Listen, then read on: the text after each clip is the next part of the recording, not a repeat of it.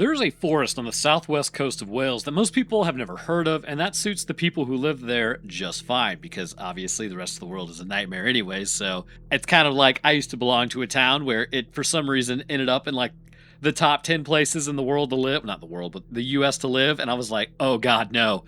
I go back and visit sometime, and it's gotten infinitely worse. Anyways, it sits inside a place called Pembrey County Park in, oh my god, the English need to, well, not the English, I guess, because it's Wales. No, Wales is English. What is your name? Carmarthenshire? Okay. Anyways, and on the surface, it looks exactly like the kind of place you would take your family on a Sunday afternoon. There are walking trails through tall pine trees, a stretch of award-winning golden beach that runs for 8 miles in either direction, a dry ski slope, a miniature railway, and signs pointing you towards the cafe. It is the sort of place where people throw sticks for their dogs and let their children run ahead on the paths, and really nobody thinks twice about it. But before we go any further, there's something you need to understand about Pembrey Forest. Something that the tourist board does not put on the signs, and something that changes the way you look at every photograph of the woodland once you know it. Some of the people who have reported the most disturbing experiences in this forest had never been there before in their lives. They had not read about its history, they had not been briefed by a ghost tour operator or primed with local legend. They were walkers, hikers, and campers who simply drove to a county park on the Welsh coast and found that something in those trees did not want them there. And when they described what they felt, what they saw, and what they smelled, their accounts matched documented historical events in the forest that are genuinely difficult to explain away. We will come back to those accounts, obviously, because that's why we're here, but to understand them, you need to understand what happened here, not just once, but over and over again, across 3 separate centuries on the same small stretch of land. Because Pembrey Forest does not have one tragedy buried in its past, it has dozens of them stacked on top of each other, pressed into the same sandy soil, stretching from the 1600s all the way to the middle of the 20th century, and every single one of them left the dead behind. I guess you could say they were left for dead. Okay, anyways.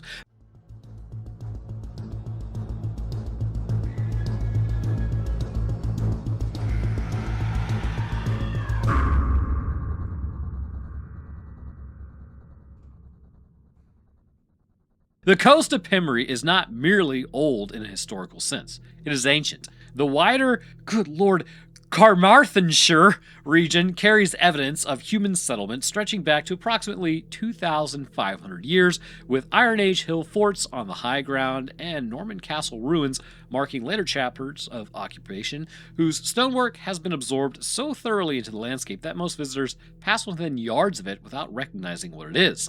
Roman-era artifacts associated with shipping activity have been identified in the sands along this stretch of coast, fragments of a trade network that predated the formal wreck records by well over 1,000 years, and the Civil War period left its own material traces in the same layers. The ground of Pembrey, in other words, was accumulating its history long before the first documented shipwreck, long before the first lantern was raised by wreckers, long before the first factory was built on the dunes. So, it was not a beginning, it was just a continuation. The coast of Carmarthen Bay, that one's a little easier to say, has been in use as a shipping route since its, well, I guess at least Roman times, and for almost as long as ships have sailed it, ships have died on it. It sounds like a wonderful place. The beach that runs alongside Pembrey Forest is called Cefn, which I'm sure there's going to be somebody who says I said that wrong, but that's actually how you allegedly say it. And it stretches for approximately 8 miles between the town of Buryport and the west, well, to the west, and Kidwelly to the east. From a distance, it looks like a paradise. The sand is the color of pale gold.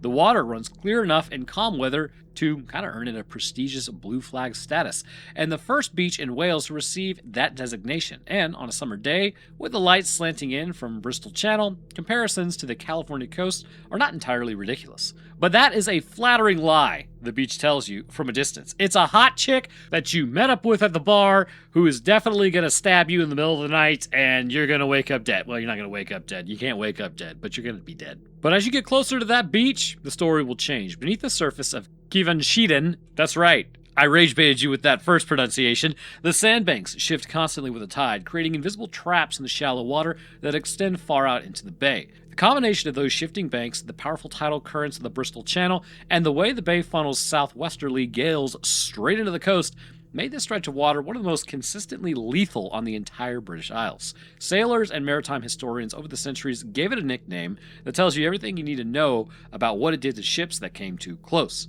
They called it the dustbin of the Atlantic. Formal records of shipwrecks on the Carmarthenshire began in 1668. From that date until the present day, around 182 vessels have been officially documented as lost on these sands. But local historians and the Community Heritage Archive at Pembrey County Park estimate the true total to be well over about 300, with the majority of older wrecks never formally recorded, simply absorbed into the sand and forgotten with time, along with everyone else aboard them. 300 ships, centuries of sailors, all of them lying beneath the beach that sits directly alongside the forest where people walk their dogs on Sunday afternoons. That is the foundation, but the foundation is not what haunts this place. Here's where the darkness of Pembrey's history stops being a matter of geography and weather and becomes something that was chosen deliberately by human beings. From approximately 1770 and running through around 1870, the coastline around Pembrey and Carmarthenshire was controlled at night by a group known as Welsh as Gwyer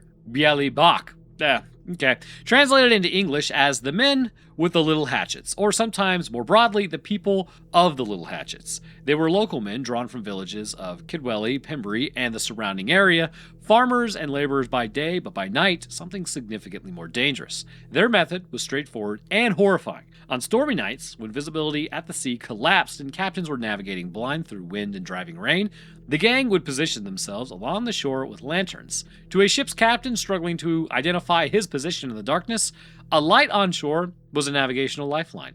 It told you where the land was, gave you a bearing, helped you avoid the rocks. The wreckers knew this. They counted on it, actually. They positioned their lights at angles and at places calculated to make captains believe they were further from the sandbanks than they actually were, guiding them directly onto the killing ground of Carmarthenshire. When a ship ran aground and began to break apart in the surf, the wreckers were already wading in. The cargo was the primary objective: casks of wine, brandy and rum, bales of cloth, barrels of spice, anything that could be carried away and sold or consumed. But the survivors struggling in the water presented a different kind of opportunity, and this is where the specific design of the hatchets becomes relevant and deeply disturbing. The hatchets carried by these men were not standard woodcutting tools. They featured a small axe blade on one side and a claw on the other. The claw engineered specifically to break open the iron hoops on wooden cargo casks, and the blade was used for something considerably more direct. According to documented accounts compiled from local records and reported by Pembrey Coastal Park Ranger Emir Richards in a 2018 episode of BBC program's Hidden Whales, which, whatever you do, editor, don't put anything BBC related. Holy Lord, will it get copyright hit. Anyways, the wreckers used the bladed side of their hatchets to remove the fingers of the people they found in the water, both the dying and the dead, in order to steal the rings of those fingers, what they were wearing. It is worth sitting with this detail for a moment. Go ahead, sit there. These were not impulsive crimes committed in the chaos of a shipwreck. The design of the tools implies premeditation by complete psychos. Someone at some point thought carefully about stealing rings from fingers and what was the most efficient way to take it from a drowning person's hand in the dark and the cold, and decided a blade was the answer. The local press of the era gave the records a second name alongside Gwyer Biali Bach. They were calling, or at least calling them, the Ladron Glan Imor. I know, I'm not Welsh. The robbers of the sea. Historians who have studied the Carmarthenshire wrecking period note carefully that the evidence for deliberate systemic wrecking is partly documented and partly embellished through centuries of oral retelling. The coastline was genuinely dangerous on its own, though, and not every wreck required human assistance to even happen in the first place.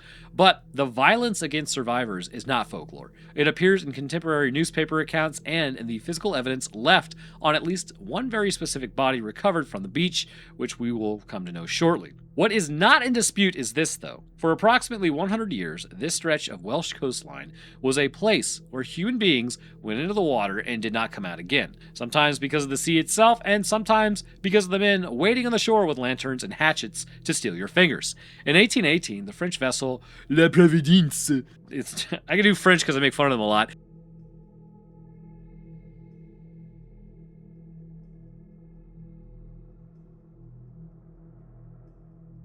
set sail from Boudoir to Dunkirk, carrying a cargo that included juniper berries, coffee, and crucially, significant quantities of wine and brandy. It never reached its destination. The storms that plagued the Bristol Channel in that winter of that year drove the ship onto the sands of Carmarthenshire, and when morning came, the wreck was visible from shore. What happened next was reported by the Cambrian newspaper at the time in language that makes it very clear what kind of community this coastline had cultivated.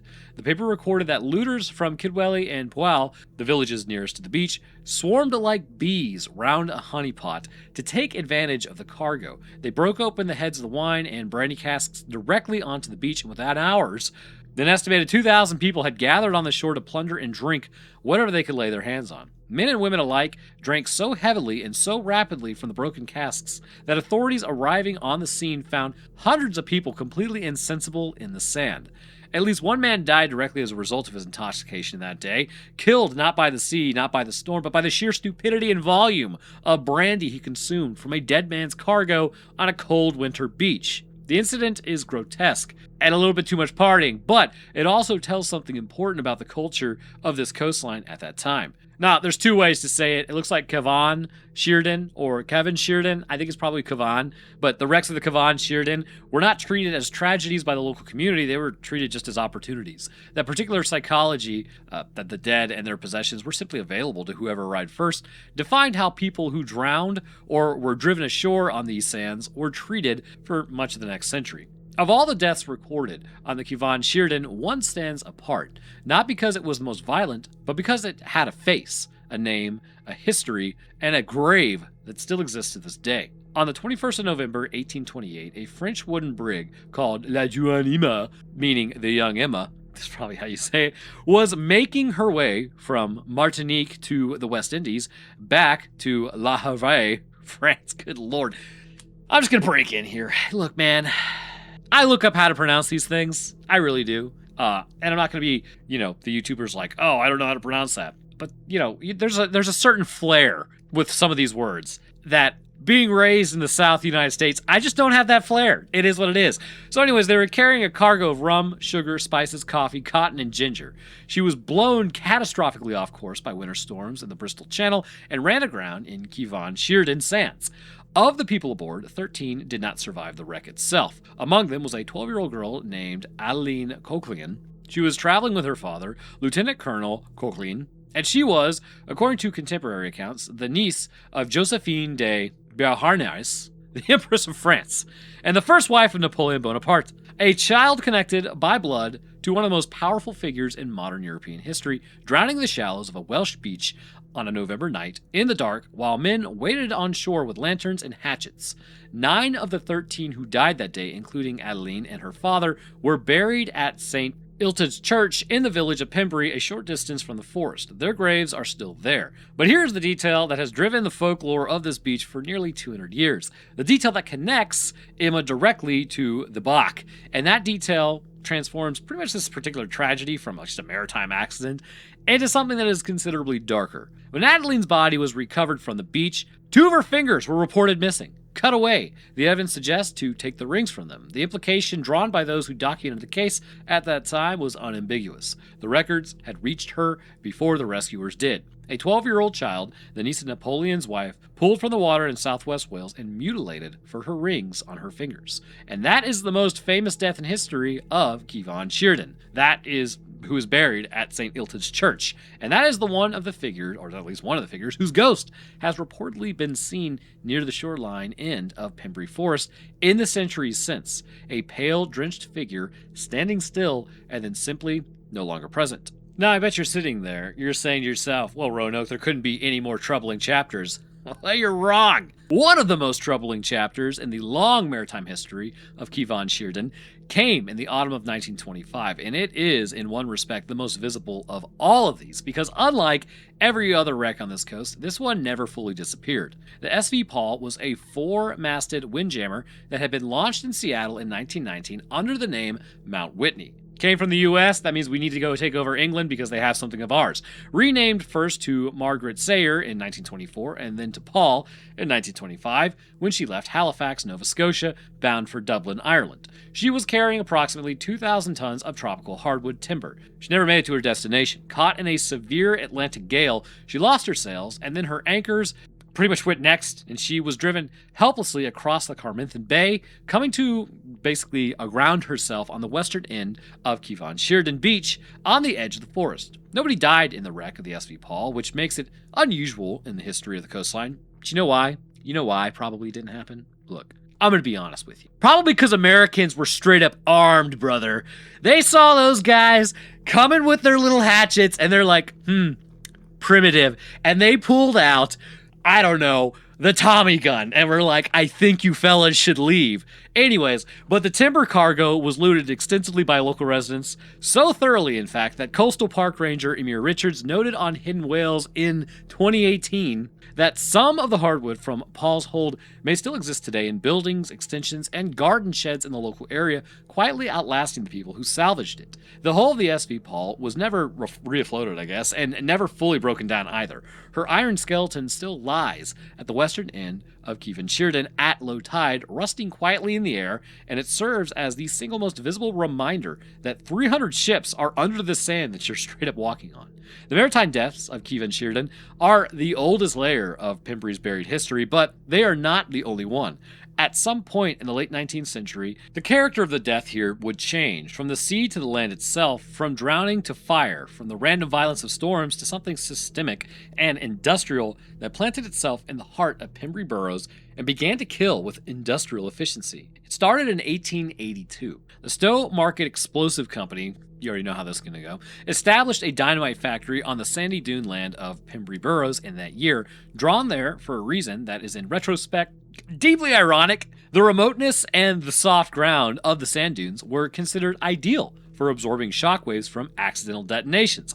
In other words, they built a factory designed to blow up in a place where an explosion would theoretically do less damage. The theory was tested almost immediately. Results pending. Late on the 17th of November, 1882, a powerful explosion tore through the works, turning the ever-present danger into a devastating reality. 7 workers were killed instantly. The youngest of them was 13 years old. The blast was so powerful, it was powerful enough that it was actually heard as far away as Tenby, approximately 25 miles of distance across the bay, and the destruction on site was so complete that the Stowe Market Explosive Company was effectively destroyed by it, going into receivership later. The youngest dead were not soldiers, they were not sailors, they were workers and children on a factory floor in the Welsh countryside, and the ground that swallowed them would later swallow many more. Alfred Nobel's Explosives Company eventually acquired the Pembrey site in the years that followed, and the dunes went quiet for a time. But that quiet was only a pause, as you might imagine, given the rest of the stories surrounding Pembrey. The ground had learned what it was for at this point. When the First World War arrived in 1914, the British government looked at Pembrey boroughs and saw exactly what the Stowe Market Company had seen before it. Isolated, sandy, remote, and capable of absorbing a blast. Nobel's Explosive Company broke ground that year on a complex covering approximately 771 acres of dune land. The same dune land, the same forest edge, the same ground where 7 workers and a 13-year-old had already been killed prior by an explosive company. You know, learning from mistakes be damned. The facility that emerged from that construction was not one building, but 2 interlocked operations. The first, designed His Majesty's Explosive Factory, was responsible for the manufacture of TNT, tetrol, and propellants. The second, National Filling Factory, number 18, was responsible for filling shells, torpedoes, and naval mines with the explosives produced next door, as well as the additional task of recovering explosive material from shells that had been defectively produced and needed to be broken down and recycled. Between these 2 operations, Pembrey became one of the United Kingdom's principal TNT production sites. Over the course of the war, the factory produced approximately 15,000 tons of TNT and 20,000 tons of propellant. Those are not abstract quantities. They represent an industrial operation on a scale that makes it genuinely difficult to visualize. Mile after mile of factory buildings, railway lines, blast mounds, and storage bunkers, all of it hidden inside and beneath the pine forest of Pembrey boroughs, all of it staffed around the clock. At peak operation, several thousand workers were employed on the site, the majority of them women, many of them local, many of them young, some of them very young, doing work that was essential to the war effort, and quietly, steadily, it was killing them. The most pervasive danger at the Pembrey factory was not explosions, although, there were those, it was just the TNT itself. Trinitrotoluene, Or as the common folks say, TNT, which is me, it's acutely toxic when absorbed through the skin or inhaled in dust form. And the women who spent their days handling it in the factory buildings absorbed it constantly because they weren't given gloves or any level of PPE that would have actually protected them. The chemical interacted with their bodies in a visible and disturbing way. It turned their skin yellow, then orange, and their hair changed the color to match. They became known as the Canary Girls, not affectionately, but descriptively. They were walking indicators of poisoning, and the transformation in their appearance was not a harmless side effect, but the first stages of a systemic attack on their livers. When your liver starts shutting down, you go jaundice, which means your corneas turn yellow, your skin turns yellow, and it's actually the buildup of bilirubin. That being, of course, when your body breaks down old red blood cells that are defunct, it creates a kind of a yellow-orange waste product. The condition that killed the most severely affected women was called toxic jaundice, which is, again, a progressive liver failure caused by TNT accumulation that moved from discoloration through anemia and jaundice and, in the most severe cases, pretty much brought on coma and death. Across Britain's World War I munitions industry as a whole, historians, including researcher Anne Spurgeon, cited by the BBC, have documented approximately 400 cases of toxic jaundice, of which roughly one quarter, around 100 women, died. Records for individual factories are incomplete, and the full number of Pembrey women who died from TNT poisoning cannot be precisely confirmed. Probably a lot of records around this time were just scuffed. It's not great, but this was not a safe place to work, as you can pretty much tell. It was a place where the job description, if it had been written honestly, would have read, handling substances that will change the color of your body and may eventually destroy your liver. Two of those women have names in the record, though. Elizabeth A. Jones, known to those who worked alongside her as Lizzie, was employed at the National Explosives Factory at Pembrey and died on the 23rd of October 1916 in her hometown of Cardigan, her body destroyed by the TNT she had been handling in those factory buildings. Her mother subsequently applied for compensation, fighting to have her daughter's death officially recognized as a consequence of war work. Gladys Irene Pritchard, a widowed munitions worker with two children whose husband had been killed at the Somme on the 10th of July 1916, died from TNT poisoning in November of 1916, listed among the Welsh women killed by their own country's war efforts. These two women did not die in explosion. There was no blast, no flash of light, no sudden end. Their deaths were slow, progressive, and chemical, their livers failing over weeks, while their factory, well, it just kind of continued without them to fill shells and meet its production quotas. That's why it's always important to remember. You know, people get caught up in the fact that their company that they work for is their family or some crap like that. Look, I don't want to make waves here, but a company is not your family. They'll never be your family. They don't care about you at all. That's why, remember in 2020 when, all of these friggin' companies were like, we realize we're in unprecedented times. We feel bad for you. By the way, your bills are still due on the 15th. It was like, dude, no, it was so stupid. They're like, oh, we're trying to help. You ain't doing shit. Y'all ain't doing nothing. And that's the thing. Don't wreck your own meat suit is the best way to say it. Trying to make sure a company is satiated is the best way. Because you know what? Your body won't even be cold and your obituary won't even be written and they'll already have the job opening listed. Remember that. Anyways, so the Canary Girls at Pembrey and the sites like it are now commemorated as wartime casualties because that is what they are. They died in the service of the same war effort as the men in the trenches, and they died in the same woods where people now walk their dogs, and where a bunch of other people have died. It's not great. On the 31st of July, 1917, the National Explosive Factory at Pembrey also exploded, if you can believe it. This was not the kind of accident factories sometimes experience: a small fire, a single explosion in one building, or another incident that could be quickly contained. It was a catastrophic blast that killed 6 people. What makes this event especially important is what happened afterwards. A formal government inquest examined the site, questioned witnesses, and searched for the cause of the explosion. Yet, despite the investigation, the official conclusion was simple. No one could determine what had triggered the blast, and it remains completely unexplained to this day. The blast was referred to locally and in heritage records as the Hill 60 explosion, the name that carries its own weight, Hill 60 being simultaneously the designation used for one of the most brutal and contested battle sites on the Western Front in Belgium, where tunnels were packed with explosives and detonated beneath enemy lines, killing hundreds in an instant. Not one knows whether the name was originally the factory's name for the building or a label that came to reflect the scale of the disaster. Either way, it has remained the name most closely associated with the explosion in the historical record. The 6 who died that day were Mildred Owen, age 18, Dorothy Mary Watson, age 18 or 19, again, record's not great, John Davies, age 41, Christopher McCarty, age 22, George Brown, age 29, William Edward Miles, age 31.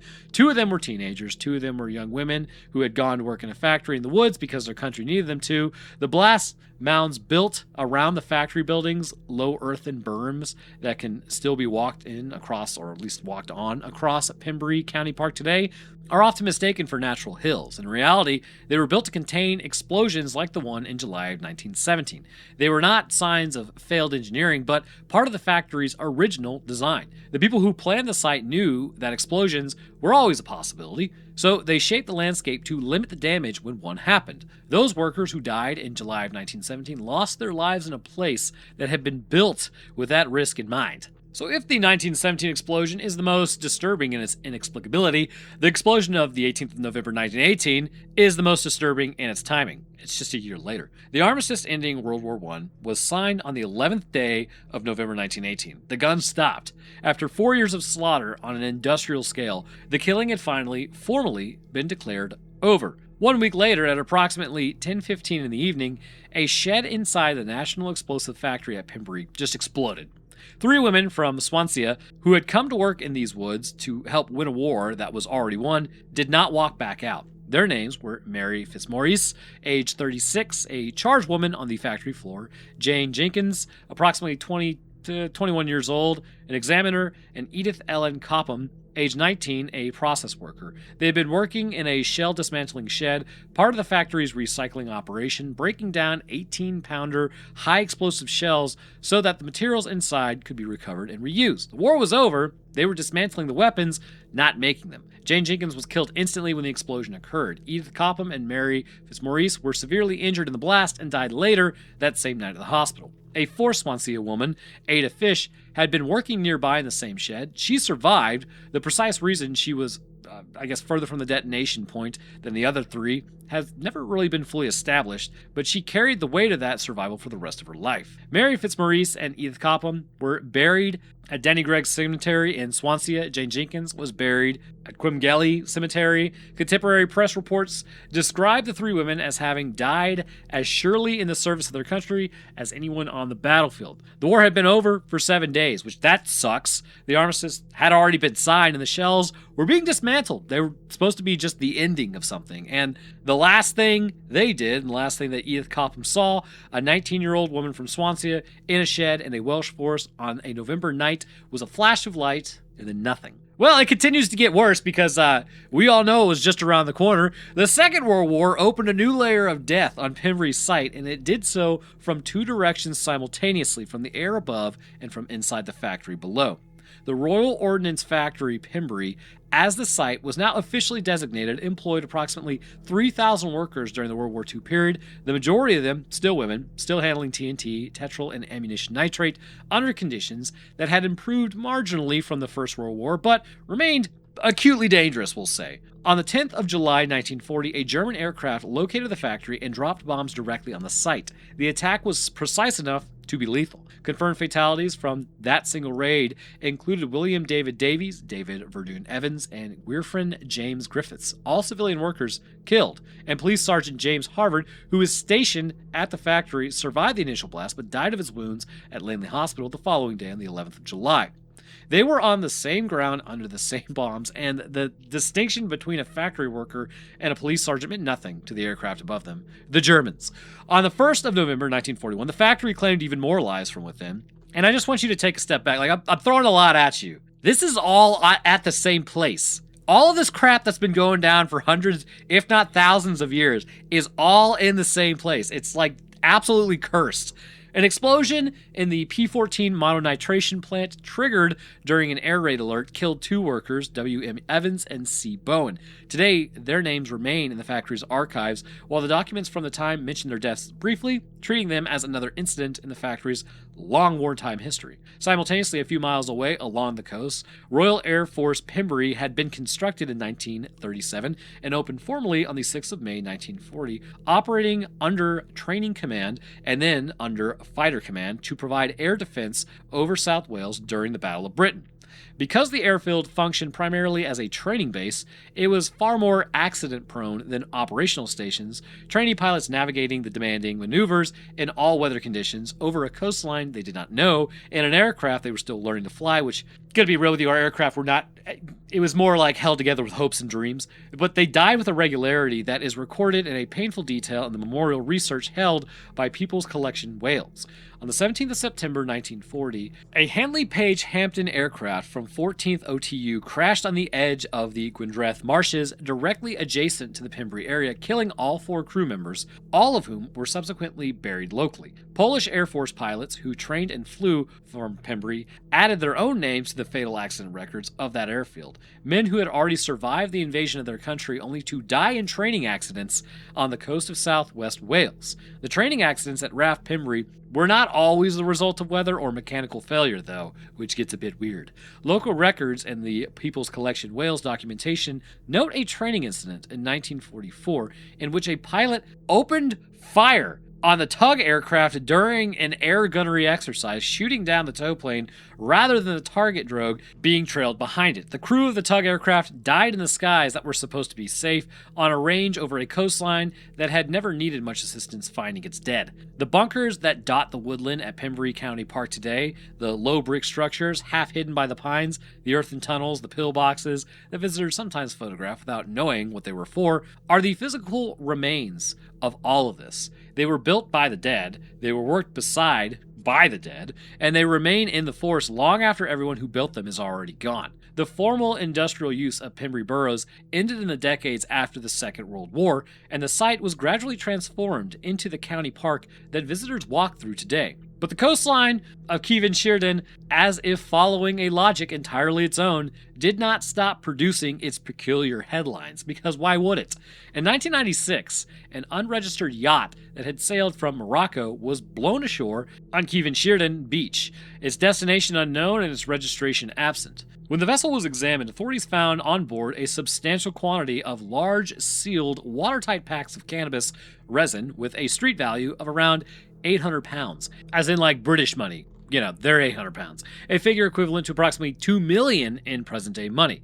The modern wreckers, it seemed, had updated their cargo. The beach that had swallowed rum, sugar, and brandy for 2 centuries had now claimed a narcotics shipment, and the pattern that defines this coast, things of value arriving from the sea on this specific stretch of sand, has not changed in the slightest. In 2016, the war that had officially ended in 1945 made one more appearance, if you can believe it. And you thought World War II wouldn't show back up. A suspected unexploded Second World War device was found washed up on the beach at Carmarthenshire and reported to authorities. Army bomb disposal specialists were called to the site and carried out a controlled detonation on the sand. A deliberate explosion on a beach that had been absorbing accidental ones for over a century. This time, we got him. The BBC confirmed the controlled blast, with Carmarthenshire temporarily cordoned off while the disposal team did their work. The ordnance had been lying somewhere in the Bristol Channel or beneath the sand since the 1940s. 70 years of tide had finally brought it to the surface. But now we arrive at what people have been experiencing in these woods, because after everything that you've heard, if you thought there wasn't just weird crap that people were seeing out there, well then, I don't know, maybe you partook in the cannabis resin. But not in the 1800s, though, not during wartime, but actually in recent decades is when you did it, because it's still happening. So this is the present era now. After the factories were demolished and the runways were decommissioned and the site had been transformed into a county park and open to the public, the reported phenomena at Pembrey Forest fall into several distinct categories. And what is notable about them is that they correspond with troubling specificity to the different historical events that took place here. The oldest and most persistent category of report involves lanterns or lights seen moving along the tree line or the beach edge at night. Not flashlights, not car headlights, but individual moving points of light, orange or yellowish, behaving in ways inconsistent with a person walking with a torch. The correspondence to the box method of using lanterns to lure ships is pretty obvious here, and whether you frame it that as a spectral echo or atmospheric coincidence, the reports persist and predate widespread public knowledge of the wrecking history. Ghost ships have been reported offshore, shadowy vessels appearing in the sea mist or low-lying fog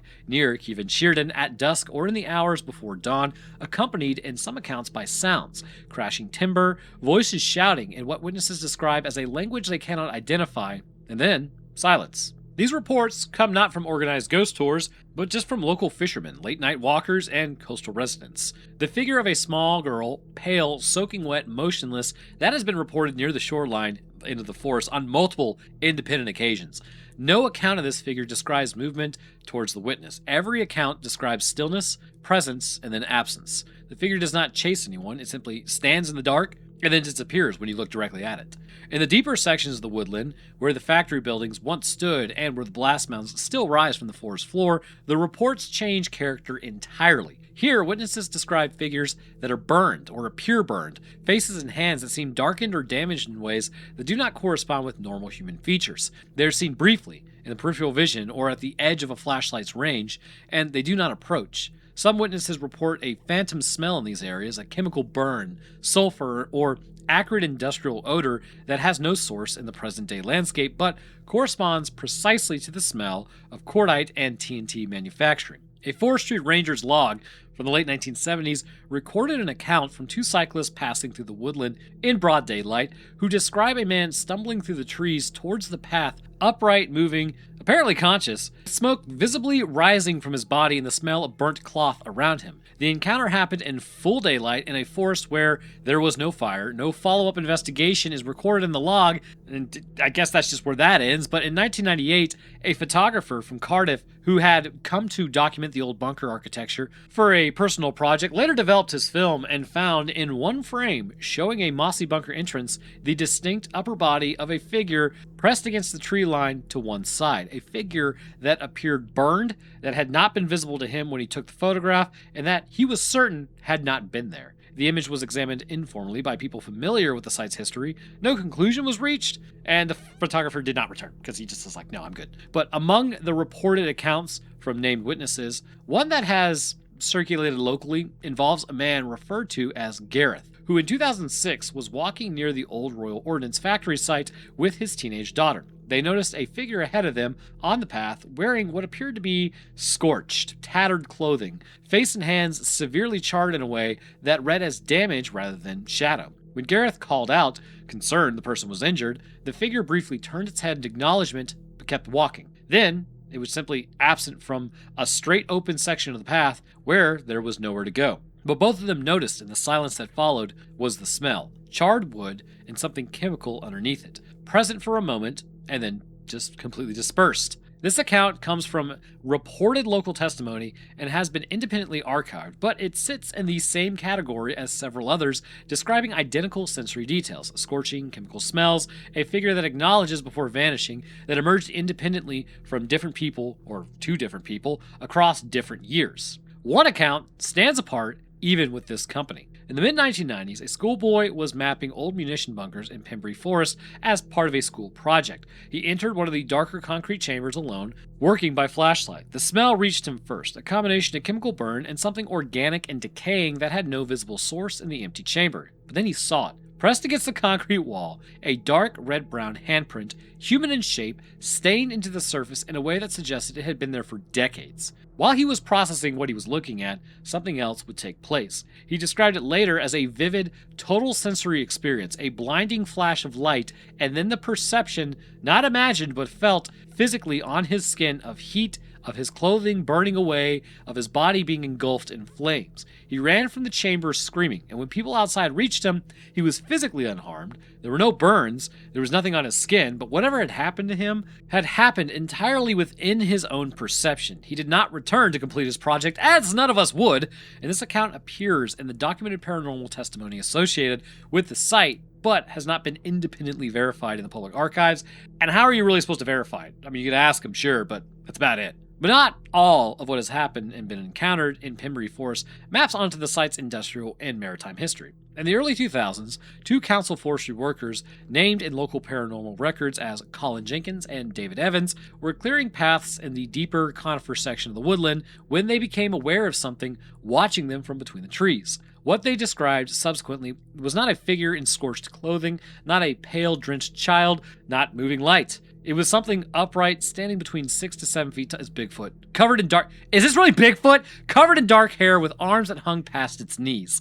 The head was elongated. The muzzle, they used that word, was narrow. Rising from the skull were two distinct projections that both of them independently described as horn-like. It watched them in silence, and then it was gone. It reappeared from a different position in the trees, which would be horrifying, and then it did not return. Neither man had the framework of what they had just encountered. The closest analog in documented British paranormal history is the entity associated with the Hexham Heads case in Northumberland in the 1970s, ancient carved stone objects whose excavation preceded multiple independent sightings of half-human, half-animal horned figures. And also, what was that thing? The Devil's footprints? I think I covered it, actually. Basically, just footprints all over town that didn't make any sense, and then it left town, and it was in areas that shouldn't have been. Anyways, so whether the similarity is meaningful, coincidental, or simply two frightened men reaching for any description that fitted their eyes and had registered, is a question that record does not answer. And then, there are the accounts from people who had no prior knowledge of the site's history. A hiker who parked at Pembrey County Park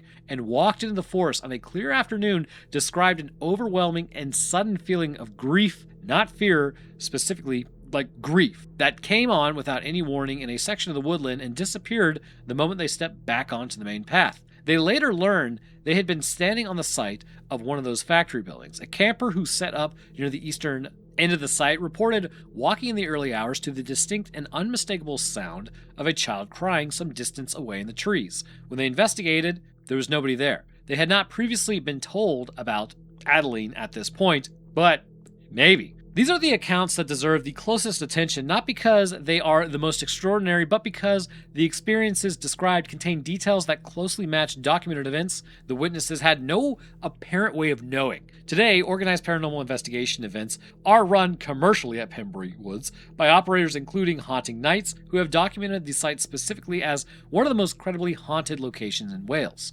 Their records include visitor testimonies gathered during the structured overnight investigations, accounts that sit alongside the independent, unsolicited reports from hikers and campers, as well as dog walkers, who simply went into the forest on the Welsh coast and came back out, describing something they could not fully account for. Now, obviously, there's going to be quite a few theories as to what's going on. Maybe the land is cursed. This is cursed, that is cursed. However, this land legitimately seems cursed. The main first theory, I guess we'll discuss, is just pareidolia and the primed brain. This is the most straightforward, rational explanation for many of the visual reports at Pembrey, and it draws on well-documented psychological mechanisms. Pareidolia is the brain's tendency to perceive meaningful patterns, especially human faces and figures, and ambiguous stimuli. It's basically how our brains work. It's what we're designed to do. It's not really a malfunction, it's just kind of a feature. Researchers at Johns Hopkins and other institutions have described it as the product of evolved threat detection systems in the human brain,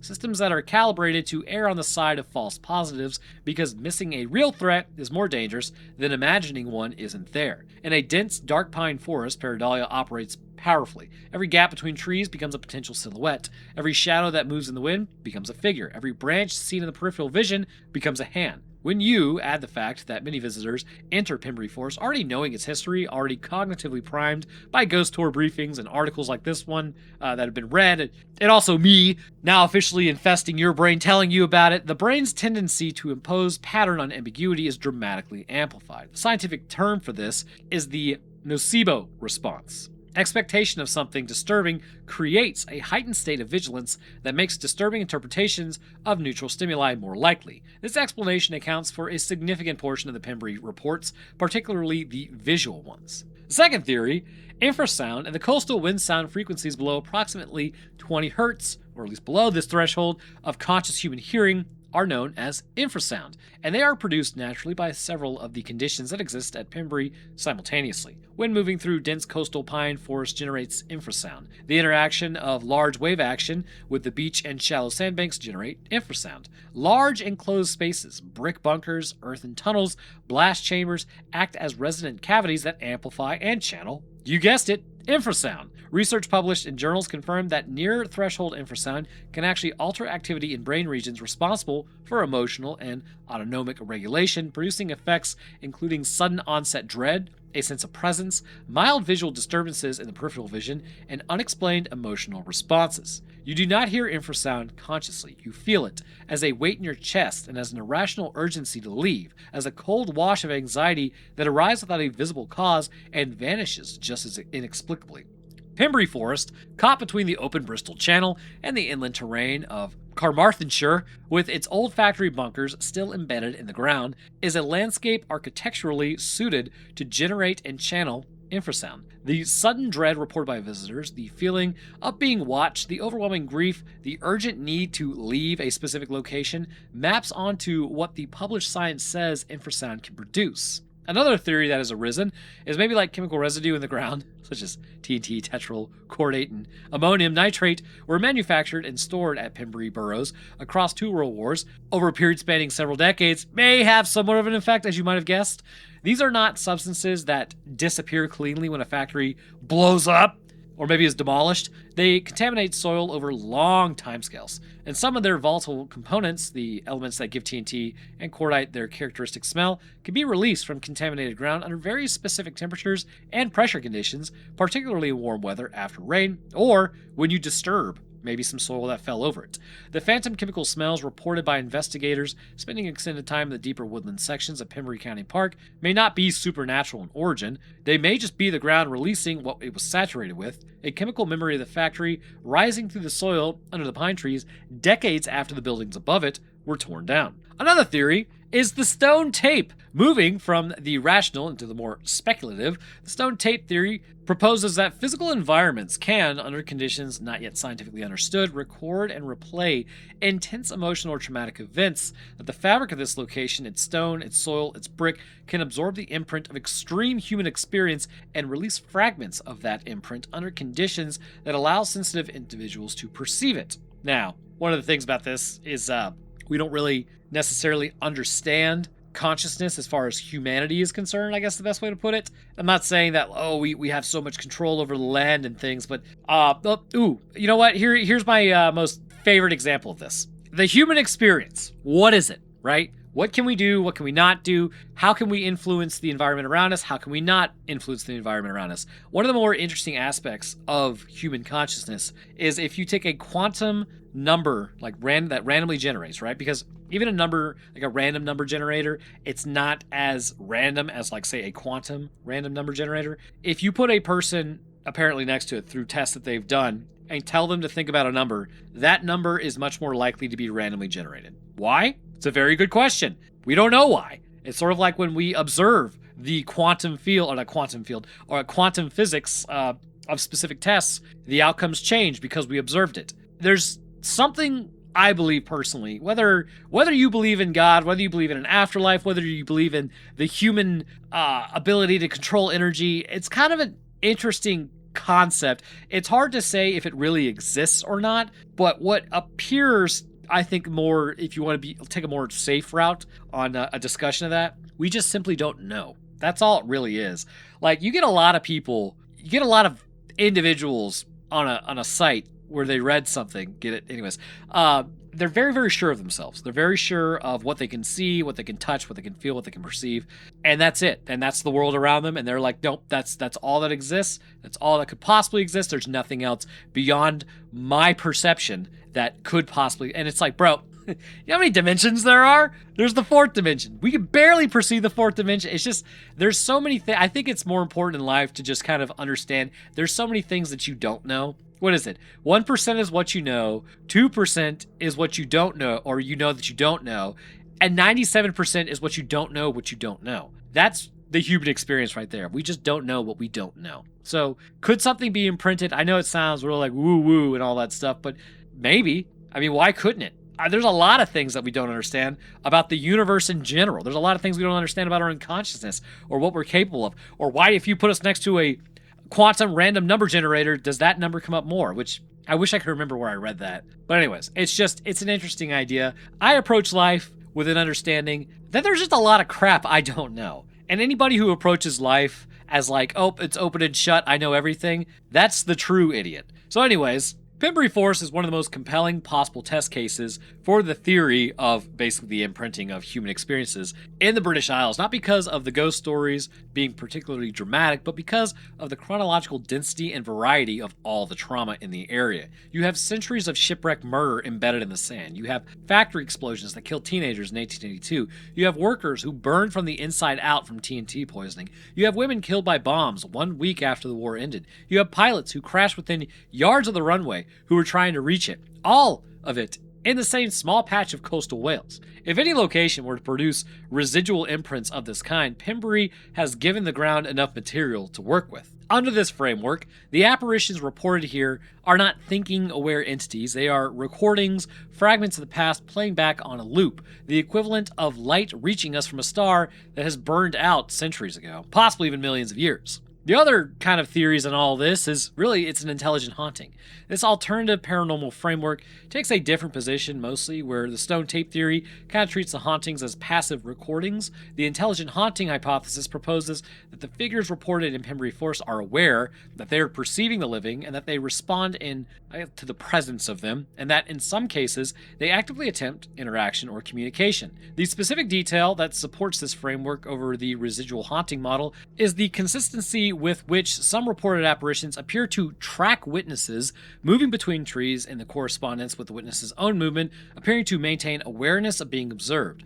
A recording does not track you. A recording plays the same sequence, regardless of whether anyone is watching. The figures described as following or watching witnesses in the deeper sections of Pembrey Forest are, by the accounts of those who report them, doing something more interactive than replaying a fixed sequence. Whether this reflects intelligence, instinct, or simply the brain's pattern detection system imposing agency onto the shadows is the detail that kind of divides the two paranormal explanations. So really, what could it be then? Well, this is the question that the evidence ultimately refuses to fully answer. It is worth being honest about why, though. The rational theories, pareidolia, infrasound, chemical residue, psychological priming, account convincingly for the majority of the visual and sensory reports at Pembrey.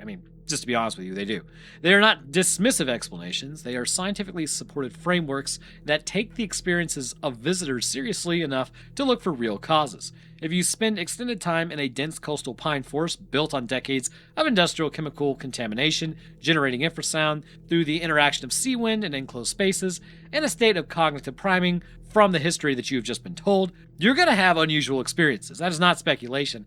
That is just what the science predicts. But the rational theories have a specific problem, and it is the one raised at the beginning of this account. The people who had no prior knowledge. The hiker who felt overwhelming grief in a specific section of the woodland before they knew what had happened there. The camper who heard a child crying in the trees before they knew who was buried in the churchyard just 200 yards away. These accounts, if taken at face value, require an explanation that goes beyond psychological priming, because priming requires prior information, and prior information did not exist in these cases. There are two ways really to handle this. The first is to note that these are self-reported accounts. The memory is reconstructive rather than accurate, and that people commonly misremember the sequence of learning information, believing they experienced something before being told about it, when in fact they had already absorbed it unconsciously. This is a legitimate methodological concern. Human memory is not a recording. It is a story the brain tells itself, and the story does change over time. The second way to handle these accounts is to consider the possibility that Pembrey Forest is something the existing scientific framework does not yet have adequate tools to fully explain, that 3 centuries of concentrated violent death on a single stretch of coastal Welsh ground may have produced something in the physical environment, some property of the land that the living cannot yet measure but occasionally perceive, and that occasionally those perceptions are accurate. What we know with certainty is that the dead of Pembrey were real. Their names remain in the archives. Their gravestones still stand in the churchyard. The iron ribs of wrecked ships can still be seen in the sand at low tide. And the blast mounds built to contain the explosions that claimed the lives of many people are still scattered throughout the forest, now overgrown and silent, much as they have been for more than a century. Whether the forest is haunted in any literal sense is something no one else has really been able to prove. After generations of stories, investigations, and eyewitness accounts, the answer remains the same. No one truly knows. But as always, I like to break in here at the end. So again, it's kind of like harping on the same thing that I was saying a moment ago. When it comes to what life actually is, the problem is that we just can't perceive all of it, I guess is the best way to put it. Like there's visual representations out there, right? Of like, what would a fourth dimensional creature see a third dimensional creature as? What would we see a two dimensional creature as? What would an eighth dimensional creature see a three dimensional creature as? It's an interesting thought process because we don't really know if those things exist out there, right? It's just more of, again, a thought process. But one of the things that is always going to be interesting to me is a lot of times science will, in some ways, back the things that have been said earlier by earlier cultures. We just really didn't have it at that time. So like things that would appear as magic back then that maybe an earlier culture couldn't really understand is not magic to us anymore. It's just science. Once we understand it, it crosses from being an unknown and being magic, and ironically enough, being it has to be false, to now it just becomes something that we know, and because we know it, it obviously has always existed and it's just true. It's kind of what I find interesting about the way the human brain works. Once things change, it changes forever, and it changes how we see it. So let's say everybody who was seeing ghosts out there or just random things, it's true, right? Let's just say it's true, and they saw exactly what they saw. Then with enough research, those things will just become normal. Those will become things that are to be expected. Of course, that would obviously completely alter and the way that we would view the afterlife and death and what happens to us would be completely different at that point. Because that means humanity would have such a profound impact on the fabric of reality. Not just like we could move things, but literally how reality itself reacts. That would completely change everything. But what I want to hear, I mean, there's probably enough people watching this channel. Have you ever been to Pembrey County Park? I'm supposed to go to Europe in January. I don't know if I'm going to go up to England or not, but I'm going to be in Europe. So I don't know, maybe while I'm there, I mean, how many more opportunities am I going to get? I might go out there, but I want to know, have you been out there? Because if you have you seen anything creepy? Do you think that this is real? For people who haven't been there, have you had any weird experiences? I don't know. It's just an interesting thing to talk about because, you know, again, everything's always confirmed fake and lame and not real, and then like something happens, it's like, oh yeah, it's always been like that. So I don't know. I'm not saying one way or another it exists, but I am saying there's just things humanity doesn't understand. But anyhow, let me know down in the comments if you've ever experienced something weird out there. I'd love to read that. But I will drop my wait a minute, I'm jumping ahead of myself. I appreciate you watching. If you enjoyed, then leaving a like would be great. Maybe subscribing as well. This channel appears to be catching some traction. It moved over to an AI algorithm back in May, which has screwed up everything for a lot of people. So if you want to support the channel and what you're hearing here, then please do those aforementioned things. But I would like to thank my patrons real quick, which I will drop my, Twitter, Instagram, Patreon, Roanoke Gaming channel link in the description. Again, speaking of those patrons, I'm going to thank them. At the literal Wendigo tier, we have Gradius, Monkeyman, Scrungle, Invictus Echo, Drake Von Lord, and Teacher. Thank you guys for your awesome support. At the Eyewitness event tier, we have Dragon Master Knight, Hope Blighton, Need Extra Lives. Thank you guys as well. At the second-hand accounts tier, we have Sidity. And at the, they're at the first-hand accounts tier. And at the second-hand accounts tier, we have Troy and Pouches. And to the rest of my patrons, I really do appreciate y'all's support as well. It goes a long way towards helping out, so thank you. All right, guys, that's going to do it for me. I hope everyone enjoyed, and I will see y'all in the next one.